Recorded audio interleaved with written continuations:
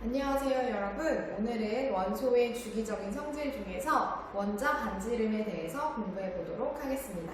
자, 우리가 원소의 주기적인 성질에는 총 3가지가 있다고 했어요. 그래서 저번 시간에 유효핵 전하에 대해서 배웠고, 이번 시간에 원자 반지름, 그리고 다음 시간에 이어서 이온화 에너지에 대해서 배워볼게요. 자, 그러면 먼저 이 원자 반지름은 교과서 페이지 81쪽부터 83페이지, 그리고 활동지는 페이지 16페이지에서 17페이지에 있습니다. 참고해 주시면 되겠어요. 자, 다음을 한번 보면, 자, 이 원자 반지름이라는 거는 말 그대로 원자의 반지름을 이야기를 해요. 그래서 원자 반지름이 크다는 건 원자가 크다는 거고, 원자 반지름이 작다는 거는 원자가 작다는 걸 의미를 하겠죠. 자, 그래서 원자의 크기 정도로 생각을 해주면 되는데, 자, 문제는 이 원자라는 친구들을 정확하게 크기를 좀 재기가 어려워요. 왜냐하면 가운데 원자 핵이 있고, 그 다음에 이 전자들이 다니는 곳이 굉장히 무궁무진하게 많기 때문에 우리가 오비탈을 배웠죠. 그래서 그 오비탈 안에서 발견될 확률을 우리가 아는 거지 정확하게 어디에 있다라고 말을 하기가 어렵기 때문에 이 원자의 반지름을 우리가 이러한 방법으로 구해주게 되는데, 바로 얘랑 똑같은 애랑 같이 결합을 시켜줘요. 결합을 시켜주면 이런 식으로 좀 약간 겹쳐지게 되겠죠. 자, 이렇게 겹쳐지지만 우리가 편의상 원자의 반지름은 두 원자가 결합을 했을 때 그 결합 길이의 절반 길이를 우리는 반지름이다라고 하자라고 결정을 했어요. 자, 그래서 결합한 같은 두 원자의 원자 핵 간 거리의 절반 길이를 우리는 원자 반지름이다라고 이야기를 해줍니다.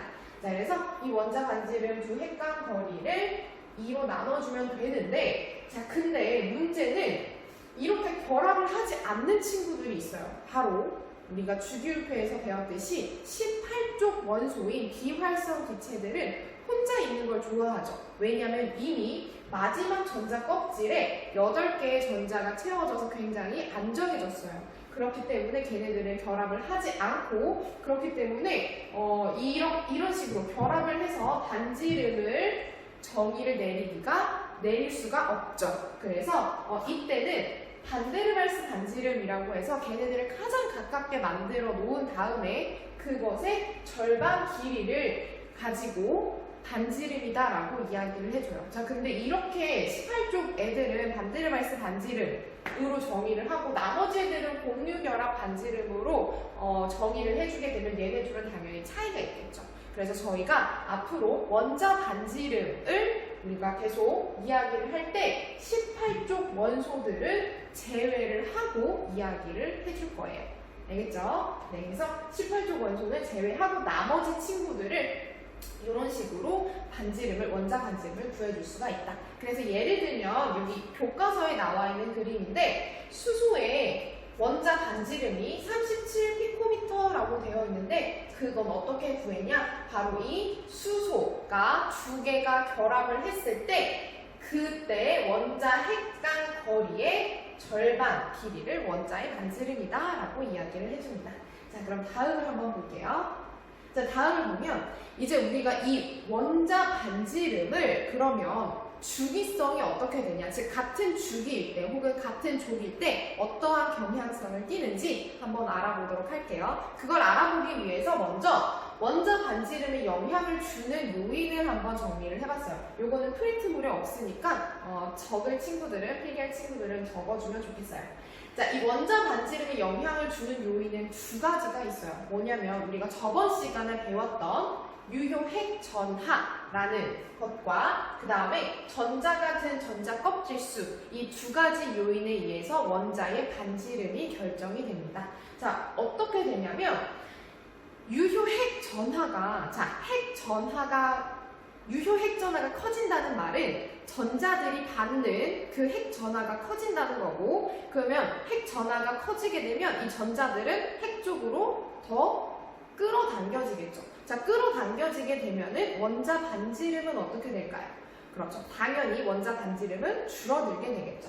그래서 유효핵 전하가 커지게 되면 전자들이 원자 핵 쪽으로 굉장히 강하게 끌리게 되고 그렇기 때문에 원자 반지름은 작아지더라. 그래서 이러한 요인이 있고 유효 핵전하에 대한 요인, 그 다음에는 바로 전자 같은 전자 껍질 수의 요인이 있는데, 자, 이거는 전자 껍질 수가 당연히 많아지게 되면은 핵과 전자 사이의 거리가 멀어질 거고, 그럴 때는 원자 반지름이 당연히 커지겠죠.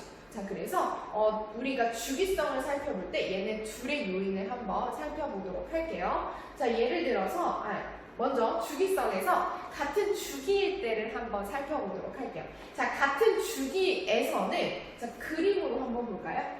자, 그림을 한번 보면 이것도 교과서에 나와 있는 그림이에요. 자, 2주기 원소를 한번 살펴보겠습니다. 자, 2주기의 원소인 애들은 자, 이 주기, 같은 주기이기 때문에 전자 껍질의 수는 어떨까요? 그렇죠. 같겠죠. 그래서 이 두 가지 요인 중에서 전자 껍질에 대한 요인은 상관이 없게 돼요. 그러면 뭐에 대한 요인만 작용을 하냐면 바로 유효 핵 전하에 따른 영향만 이 주기에서는 따져주면 되겠죠. 자, 그래서 이 같은 주기에서 보니까 여러분 앞에 이미 배웠었지만 자, 같은 주기에서 원자 번호가 커질수록 유효 핵 전하가 어떻게 됐어요? 자, 핵 전하 자체가 커지고, 그리고 가림 효과는 그거에 비해서 핵 전하가 증가하는 거에 비해서 작았기 때문에 유효 핵 전하가 증가한다라고 했어요. 유효 핵 전하가 증가하면 아까 살펴봤듯이 전자가 더 잘 끌어와질 거고, 그러면 반지름이 작아지더라. 그래서 이렇게 주기가 늘어날 때 봤더니 유효 핵 전하가 커져서 전자들이 더 당겨와져서 반지름이 작아지는 걸 확인을 할 수가 있습니다. 자, 여기 그래프를 한번 보면 원자 번호가 증가할수록 이렇게 이거 올라가는 거 한번 볼게요. 원자 번호가 증가할수록 유효한 핵 전하는 점점 증가하게 되고, 따라서 유효한 핵 전하가 증가했기 때문에 더 잡아당겨져서 반지름은 반대로 이렇게 줄어드는 걸 확인을 할 수가 있습니다.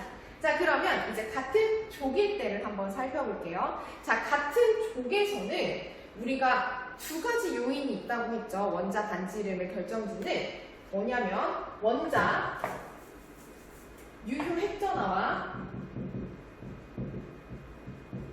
전자 핵전하와 전자 껍질수. 자, 이 두 요인 중에서 뭐가 훨씬 더 크게 작용을 하냐면 바로 이 전자 껍질 수가 훨씬 더 많이 작용을 해줘요.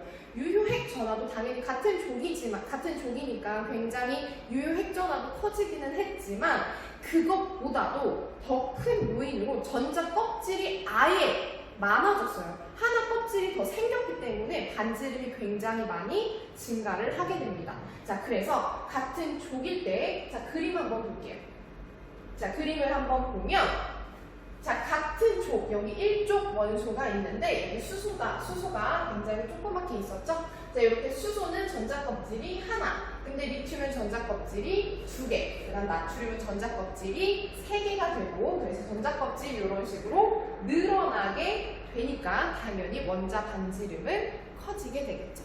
자, 그래서 우리가 주기율표상에서 확인을 할 때, 주기율표상에서 확인을 할 때 오른쪽으로 갈수록 크기가 작아지고, 그리고 밑으로 갈수록 크기가 커지게 된다. 그래서 여기로 갈수록 반지름이 이렇게 커지게 되고, 이쪽으로 갈수록 반지름이 작아지게 된다. 이러한 경향성을 확인을 해주시면 되겠습니다.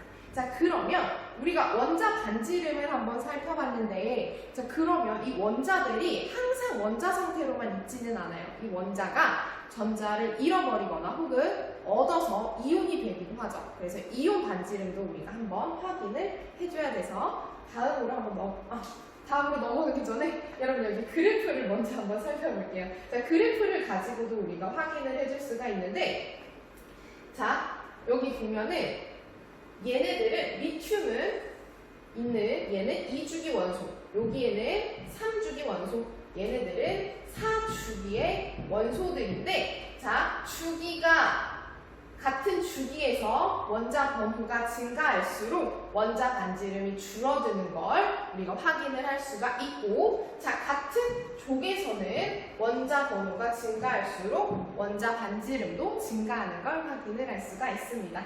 자, 그러면 아까 얘기했던 이온 반지름을 한번 알아보도록 할게요. 자, 다음.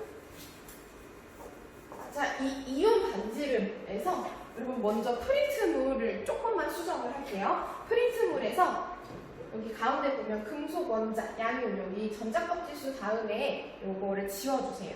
여기를 삭제해 주시고 한번 살펴보도록 하겠습니다.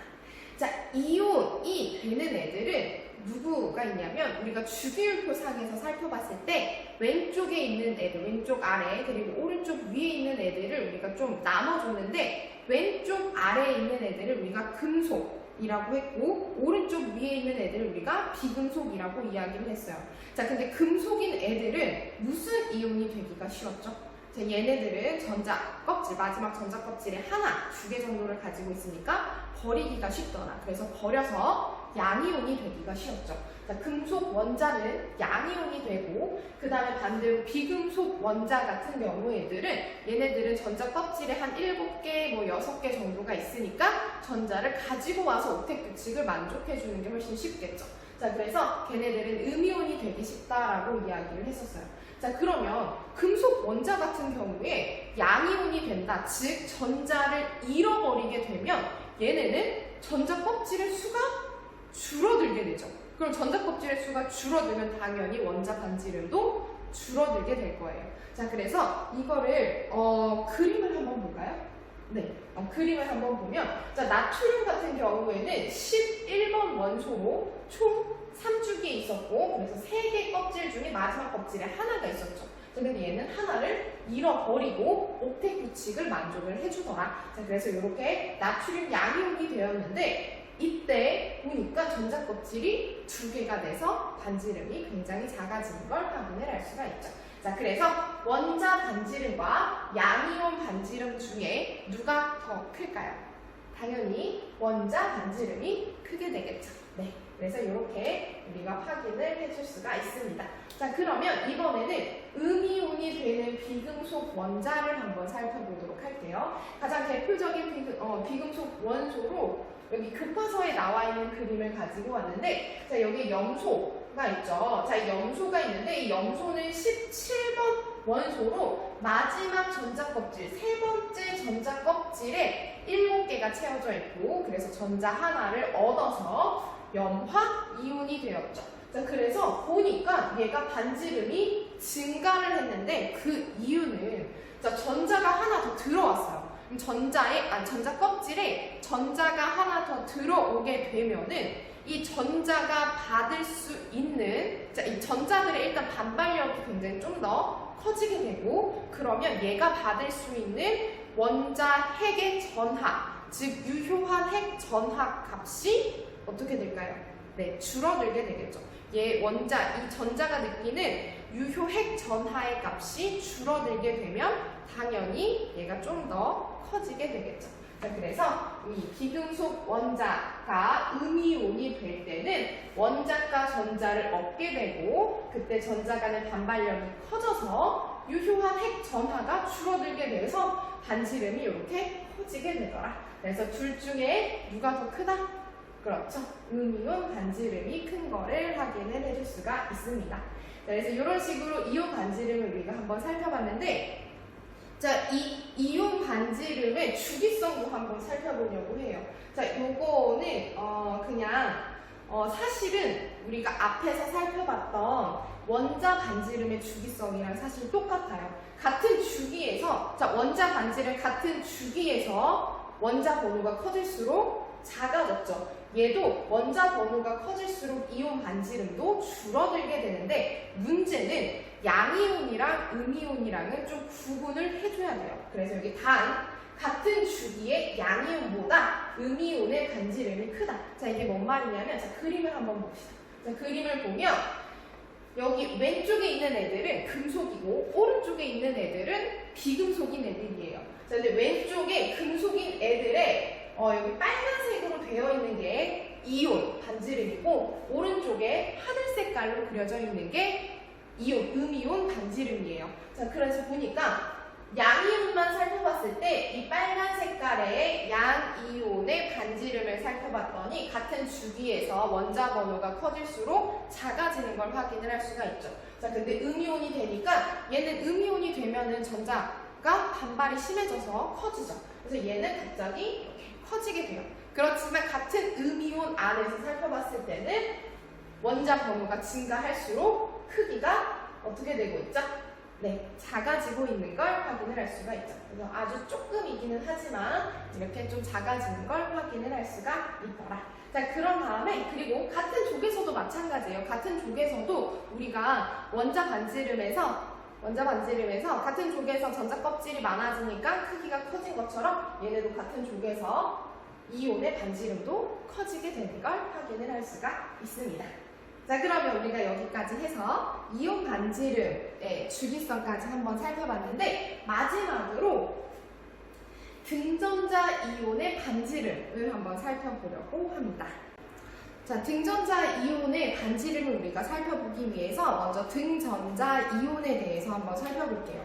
자, 등전자 이온이라는 거는 말 그대로 같은 전자의 개수를 가지는 이온을 이야기를 합니다. 자, 그래서 같은 수의 전자를 지니고 있는 이온이다. 그래서 뭐 어떤 원자의 종류나 혹은 전하의 종류 혹은 전하의 뭐 플러스 1, 플러스 2에 상관없이 전자의 개수만 똑같으면 되는데, 자, 이 전자의 개수가 똑같다는 거는 전자 배치가 같다 라는 말이죠. 자, 그래서 전자 배치가 같은 이온들을 우리가 한번 이 주기율표상에서 찾아보려고 해요.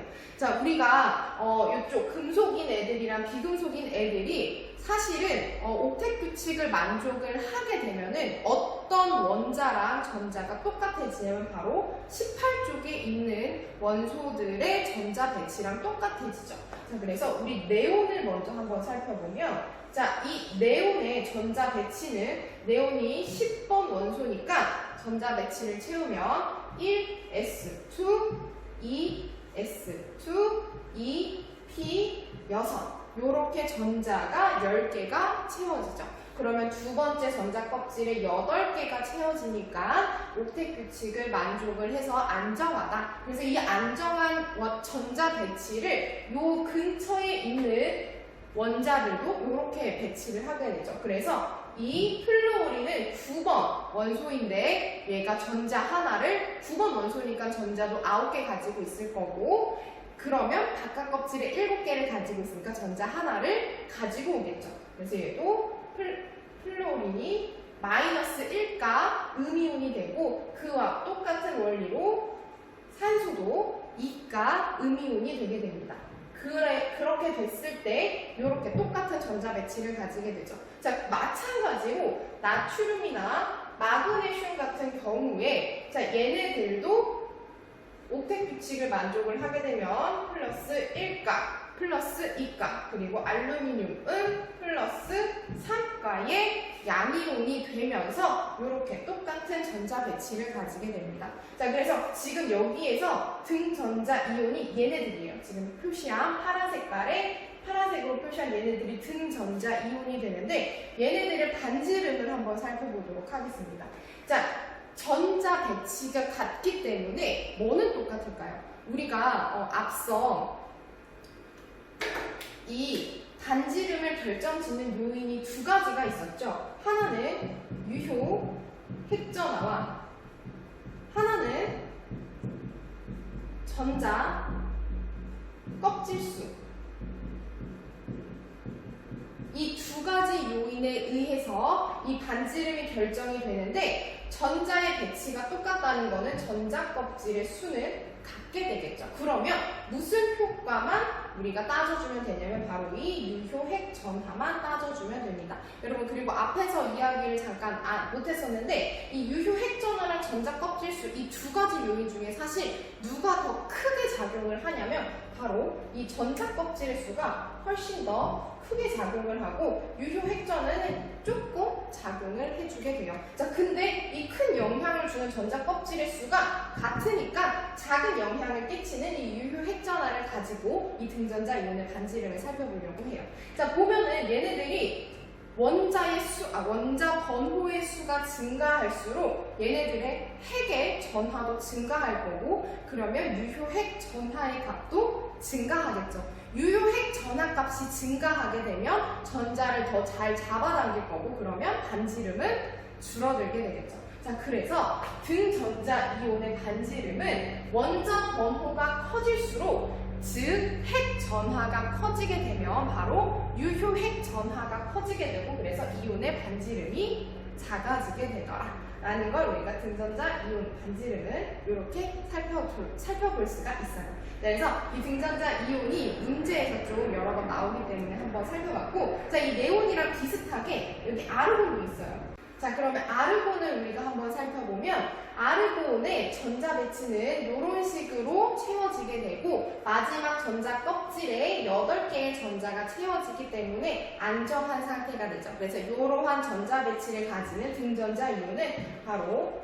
화학, 그리고 염소, 그리고 칼륨, 칼슘, 이런 애들이 있어요. 자, 그래서 얘네 이가음이온, 일가음이온, 일가양이온, 이가양이온 이런 상태가 되고, 얘네도 마찬가지로 원자 번호가 증가할수록 당연히 반지름이, 원자 번호가 증가할수록 유효핵 전하가 커져서 작아지더라, 반지름이 작아지더라 라는 걸 확인을 할 수가 있습니다. 자, 그러면 마지막으로 예제 문제를 통해서 이 모든 배웠던 것들을 한번 정리를 해볼게요. 자, 여기 보면 다음에 주어진 몇 가지 원자 또는 이온의 반지름을 비교해서 부등호로 나타내세요 라고 되어 있죠. 자, 보니까 1번 마그네슘이랑 칼슘이 있어요. 자, 마그네슘은 여기 있고 칼슘은 여기 있네요. 얘네들은 어떤 애들이냐면 같은 족에 있는 애들이에요. 자, 같은 족에 있는 애들은 반지름이, 자, 족이 커지게 되면 뭐가 증가했어요? 같은 족에서 주기가 증가하게 되면 뭐가 증가하냐면 바로 껍질이 증가하게 되죠. 자, 그래서 껍질이 하나 더 커졌으니까 반지름도 당연히 커질 거고, 그래서 이렇게 칼슘이 더 큰 걸 확인을 할 수가 있습니다. 자, 그 다음에 자, 여기 염화이온이랑 칼륨 이 이온이 있는데, 얘네들은 지금 무슨 이온이에요? 네, 등전자 이온이죠. 같은 전자를 가지고 있는 이온들이니까 원자 번호가 큰 칼륨, 얘가 더 원자 반지름이 작겠죠. 자, 그래서 정답은 염화이온이 반지름이 더 큰 걸 확인을 할 수가 있습니다. 자, 그 다음 마지막 세 번째, 산소, 플루오린, 나트륨. 자, 산소, 플루오린, 나트륨, 얘네도 등전자 이온이죠. 자, 등전자 이온이니까 원자 번호가 커질수록 반지름이 작아지더라. 그래서 가장 큰 애는 산소, 그다음 플루오린, 그다음 나트륨 이온까지 이렇게 확인을 할 수 있습니다. 자, 여러분 이런 문제를 풀 때 사실 저런 식으로만 보면은 조금 헷갈릴 수가 있어요. 아니면 좀 잘 기억이 안 날 수도 있는데, 이런 식으로 주기율표를 그려놓고 우리가 확인을 하면 굉장히 쉽게 확인을 할 수가 있어요. 그래서 이렇게 원자 반지름은 오른쪽으로 갈수록 작아지고 밑으로 갈수록 커지고, 그리고 등전자 이온인 애들을 표시를 해서 크기를 비교를 해주면 굉장히 쉽게 풀릴 수가 있답니다. 자, 그러면 다음 시간에는 우리가 마지막 원소의 주기적인 성질인 이온화 에너지를 한번 살펴보도록 할게요.